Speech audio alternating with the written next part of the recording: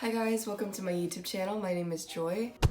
I get a lot of questions in my real life asking me about SAT, ACT, what's the difference between them, which one's better for me, which one should I take, like study tips, test taking tips, all that kind of jazz. And I thought that today I would do a more informative video, just kind of talking about the differences between the SAT and the ACT to hopefully help you guys get a better understanding of the two different tests, the differences, and which one would be better for you. If you guys want to see that, feel free to stick around. I'm going to quickly break down the format of the different tests. If you already know this, I'll put a timestamp up for you to skip to, but if you aren't as familiar, the SAT has 4 sections plus an optional essay. So it starts reading, and then there's a writing/language portion, then the math with no calculator, and then there's the math with calculator. And there's 2 breaks. There's one break in between the reading and the writing section, and then there's one break in between the math with no calculator and the math with calculator section. The reading and writing has a total of 800 points allotted to it, and the math section has a total of 800 points allotted to it. So combined you have your 1600, which is your highest possible SAT score. Moving on to the ACT has also 4 subsections. It has the English, the math portion, which you can use your calculator on the whole thing, and then it has your reading and your science portion. And the ACT also has a optional essay. Each one has its own sub-score, the highest sub-score being 36 for each one, and your actual ACT score comes from the average of those 4 sub-scores. Let's say you got a 36, a 35, and a 35 as your 4 sub-scores. The average of that would be 35.5. And then what they do is they round it up. So 35.5 would round up to a 36. And then that would be the highest possible score you can get on the ACT. So the very first thing that I would recommend to everybody is to take a practice test of the SAT and the ACT. And then that way you have a better idea of which format you like better, what kind of format is better suited for you. And then the second thing is what kind of test taker you are in relation to timing. The SAT gives you a lot more time to answer all of your questions, while the ACT gives you a lot less time. So if you are somebody who is a lot more bam, bam, bam, you can get all the questions done, you don't really feel the need to go back and check over your work, then you don't always get your first answer wrong, the ACT may be better for you.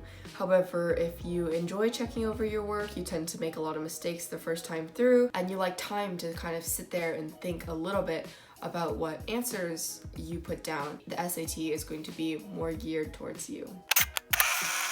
Okay, so now that we got the format out of the way, I'm going to talk more about all the individual subsections and compare them to each other. I'm going to go SAT, ACT for all the subcategories just so that you can, it's easier for you to keep track. Let's start with the grammar portion.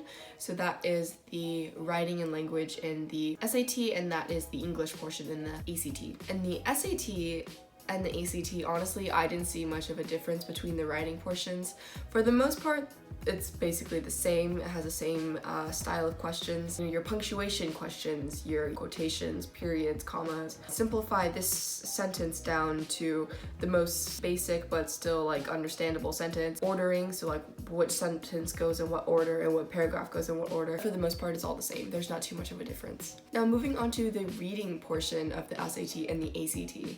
The SAT's reading portion is a lot more read in between the linesy. Not all the answers are directly on the page. There's a lot more inference questions, things where you have to deduce the answer from the passage, but the answer isn't in the passage. There's a lot more like, why did this author most likely write this piece? Why did this character most likely do whatever this character did? So it's a lot more read in between the lines. And then also something that isn't in the ACT, the SAT has questions where you are forced to justify your answer. So it'll be like, why did Deborah most likely climb a tree? And the answer will be like, to get the cat. And then the question underneath it will be like, where in the passage did you see the answer? And then it'll have different quotes from the passage, and you have to choose which one best support the answer that you gave before. So that's something that isn't on the ACT, that is on the SAT. Now the ACT is a lot more straightforward in reading. Everything that you need to know from the questions is already in the passage, so there's not as much deduction, inferencing, that kind of stuff. A lot of it is just, did you read this and understand it, and can you answer the question because you understood it? There's a lot of questions where the correct answer will just be a rephrasing of a sentence that's in the paragraph that tells you the answer to the question. It'll be like, so what did Molly go up the tree to find? And then it'll be like, Molly went up the tree to find a ball. And then like that answer will just be rephrased in the like answer choices. Basically what I'm trying to say is there's a lot less deduction. There's a lot of questions that have answers that are just taken from the passage and slightly reworded. If you're a kind of person that is really comfortable with deduction, author's purpose, finding answers that aren't necessarily in the paragraph, if you're very confident in your reading, I would say that the SAT is better for you. If you're not as confident at figuring out like why did the author write this, why did the character do this, finding quotes to match up to your answer, the ACT has a much more straightforward reading section. Let's go on to math. So for the SAT, the math portion is split into two different sections. Math with no calculator, there's a break, and then math with calculator. There are a couple questions where you have to actually give numerical answers. You can't just like circle A, B, C, D. You have to say like 12. And you're given a lot more time. Now for the ACT, you just have 60 straight questions of math. You can use your calculator through the whole thing and it ranges from easy to hard. So if I was to compare the two math sections, even though there is a calculator and no calculator portion in the SAT and there isn't one in the ACT does have a lot harder math in it. There's a lot more things that are on the math section that aren't tested in the SAT. For instance, I think like log is on there. There's a lot more geometry questions, a lot like basically harder math. I do not believe that there is a reference sheet, while there is a reference sheet in the SAT. So in my personal experience, I found the SAT math to be a lot easier because even though there is no calculator, you do have way more time, and also the hard questions aren't all at the end. You have a couple hard questions at the end of the no calculator section and a couple hard questions at the end of the calculator section. But in the ACT, all the hard questions are basically just grouped together and there's no break in between them. Another thing is, like I said before, you have a lot more time on the SAT to kind of sit there and think things through, while in the ACT, you kind of get to snap through it. So if you're the kind of person who is not as confident on math, or you like to take your time on math, you like to double check, and you aren't as familiar with geometry or logs, I would highly suggest going the SAT route. I personally believe the math is easier. As for the ACT, if you are somebody who is very confident with math, you can snap through all of it and you're comfortable with all those topics, I would just go with the ACT. Also, another thing is in the SAT, the math is like half your test, right? It's 800 out of 1600. And then in the ACT, it's like a fourth of your test. That's another thing to consider. If you think you're really crazy good at all the other three sections of the ACT and not as good at math, taking the ACT would potentially give you a higher score than taking the SAT. Now let's talk about the science section of the ACT. This is a section that isn't in the SAT, however, I tend to kind of view it as just another reading section because all of the answers are in the passage. You don't need to have taken biology, like physics 1, physics 2, and chemistry to answer everything. However, I do have to say that if you have taken those classes, taking the ACT science test is a lot easier because you're not like reading through brand new things. If you have taken those classes, the ACT science section will be a lot easier for you. Also, if you're really good at reading graphs, charts, tables, quickly skimming for information and understanding numbers, the science section is probably not going to be that scary to you. Now let's talk about the essays. You don't have to take the essays, they are optional, but a lot of people do tend to take them. And so let's just talk about them, right? So both of them are different. The SAT essay is a lot more like, if you've taken AP Lang before, it's a lot like the second AP Lang essay prompt.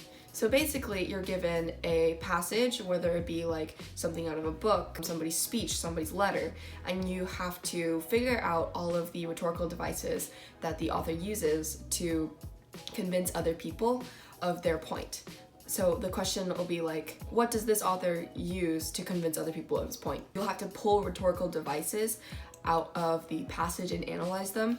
For instance, you could be like, oh, this person uses inclusive pronouns such as we. This person uses, I don't know, like connotatively strong language, and then this person uses appeal to patriotism or something. And then you have like paragraphs pulling quotes and describing those rhetorical devices that the person used to create an argument. However, in the ACT, you're given somebody's stance on a particular issue. So let's say it's like Bob thinks that college isn't worth the money. And then you have to write, you know, your basic, like pretty standard argumentative essay, and you have to include your own evidence, make your thesis statement, like I believe that college is worth it because XYZ, or I believe that college isn't worth it because XYZ, and then you talk about XYZ in your topic sentences and then just go down from there. So quick regrouping. SAT is analyzing what other people use to make arguments, and then ACT is making your own argument. It's basically just personal preference. There's not really one that's more difficult than the other. So now that I've gotten through all of that, I want to say once again that I highly recommend that you guys take your own test, one of both of them, so that you guys get your own idea.